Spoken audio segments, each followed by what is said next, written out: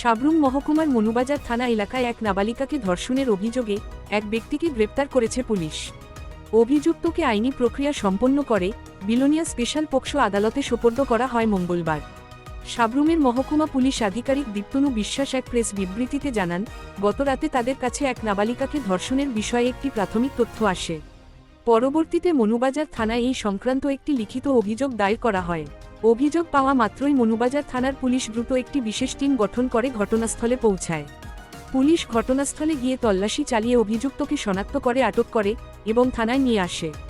পরবর্তীতে সমস্ত আইনি নিয়ম মেনে তাকে গ্রেপ্তার করা হয় এবং একটি সুনির্দিষ্ট মামলা নথিভুক্ত করা হয়।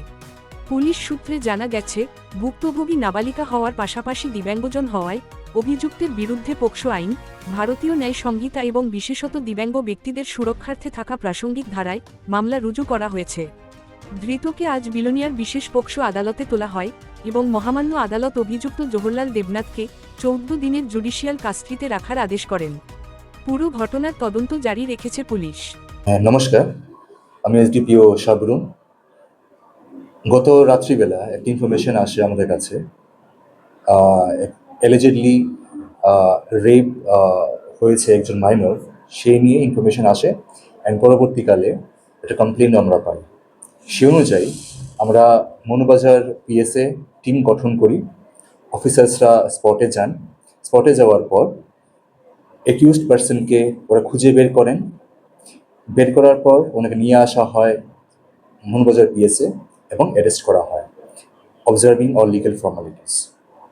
আজকে এই 21 পার্সনকে লার্নেড কোর্টে প্রডিউস করা হবে, Belonia special court POCSO, because minor girl থাকাতে আমরা এখানে পক্সো সেকশন বসিয়েছি, along with বিএনএসএ section, along with আপনার যা ফিজিক্যালি হ্যান্ডিক্যাপ্টের সঙ্গে কি কিছু উল্টো পাল্টা করলে এটা সেকশন বসানো হয়, সেই অনুযায়ী আমরা সেকশনগুলো বসিয়েছি অ্যান্ড কেস রেজিস্টার করা হয়েছে গতকাল রাত্রিবেলা।